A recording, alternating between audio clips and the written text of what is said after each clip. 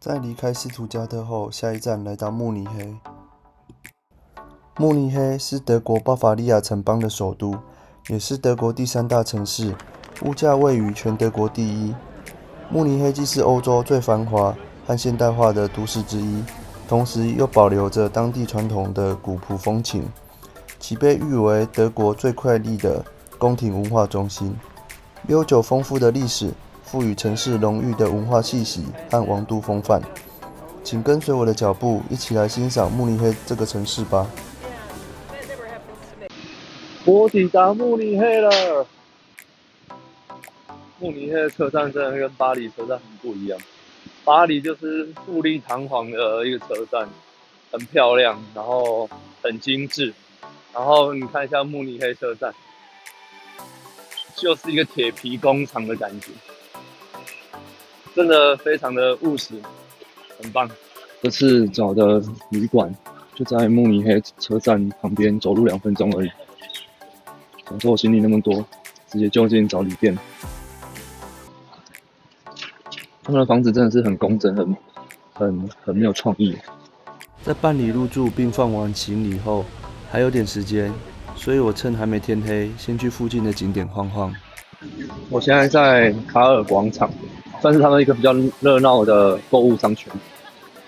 然后终于这边的建筑物比较没那么工整，没那么一板一眼。这一整段徒步区其实蛮长的，我一路要从卡尔广场，然后走到玛利亚广场，现在已经走了大概5分钟，都还没到。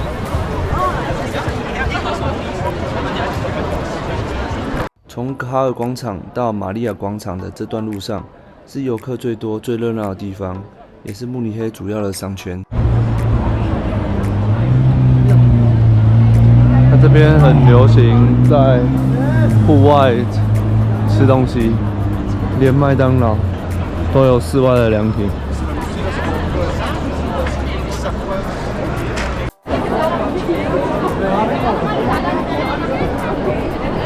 我们来到了另一个广场，这是玛利亚广场。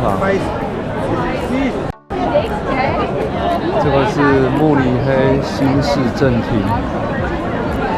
应该是我到德国看到的第一栋最精致的建筑物。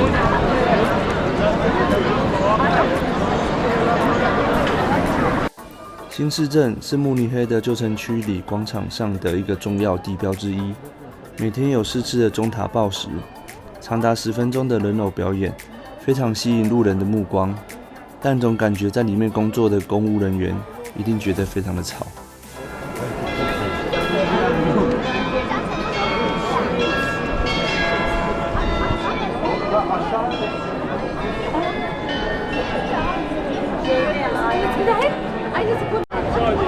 然后旁边正前方白色的那一栋就是慕尼黑的旧市政厅。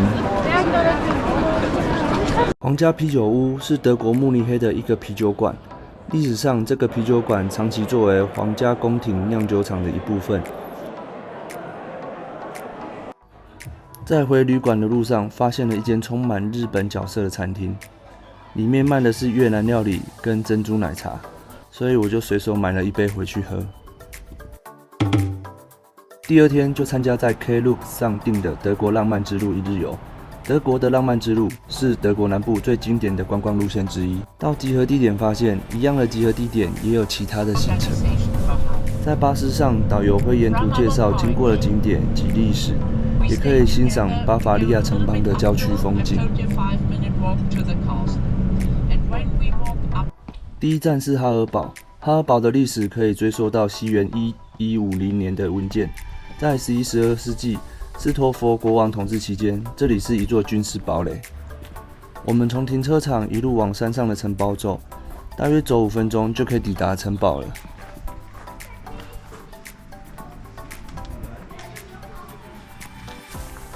1日游的门票也有包含城堡的门票跟城堡的导览费用，所以我们就排队分组进行导览。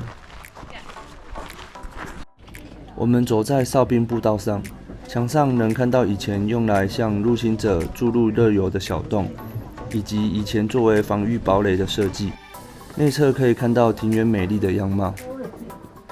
导览中也会参观当时城堡房屋、小教堂、监狱塔、地牢等。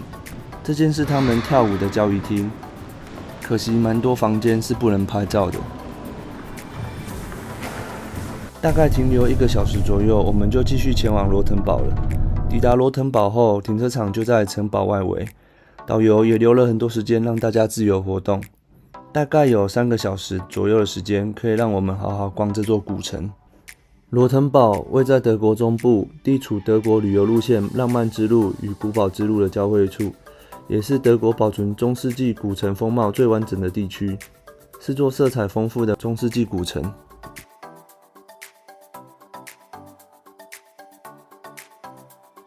彩色外墙的房屋们实在太可爱了，像是走入了童话故事中，也是很多人会想来这边旅游的原因之一。因为抵达的时候已经下午1点多了，肚子实在太饿了，所以我就自行脱队，先去吃午餐，点了1个汉堡、1杯柳橙汁，以及罗腾堡著名的甜点雪球饼干。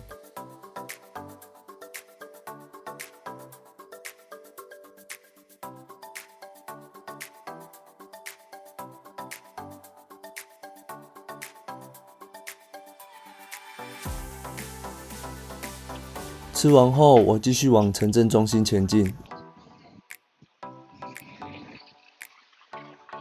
抬头仔细看，会发现很多特色招牌，充满着中世纪的浪漫色彩。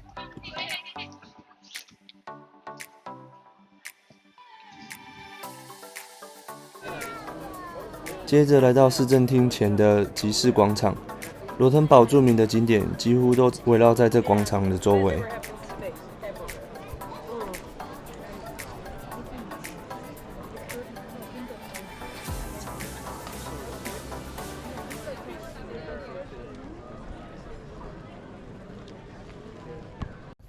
穿梭在罗腾堡的小巷中，总能发现不同的惊喜。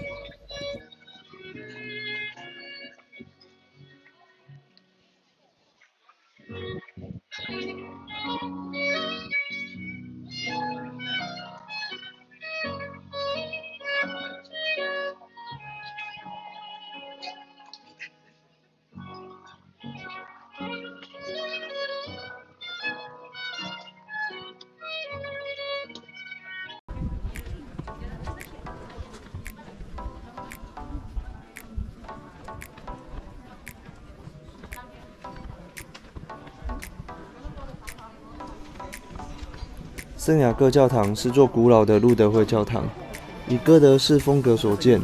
教堂旁的小塔意外可爱。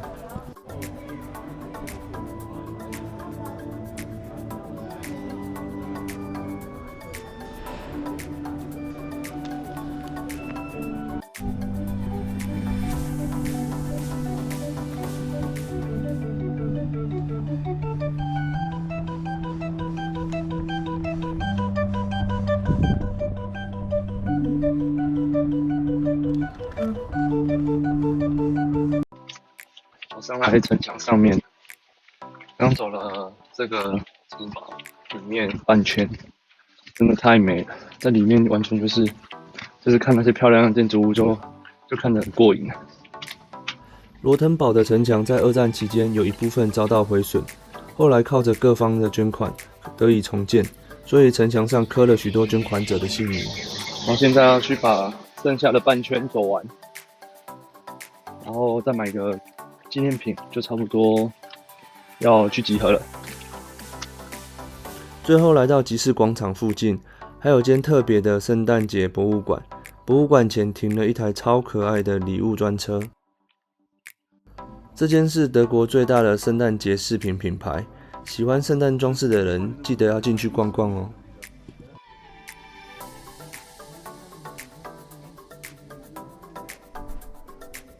我现在要回去集合了。我觉得这整体来讲还蛮好逛的，蛮推荐大家过来。如果有到慕尼黑的话，一定要参加这个行程。其实我整个逛下来2个小时多，其实时间是非常充裕，而且这边还有一些博物馆可以看，然后还有很多商店，然后还有可以买一些圣诞节用品的东西。如果是圣诞节期间过来，一定会超级浪漫。刚刚还有看到一间店是专门在卖圣诞节用品，比如说一些圣诞树的吊饰啊，然后蜡烛啊、灯光啊之类的，然后还有咕咕钟，超级精致，但价格真的不便宜。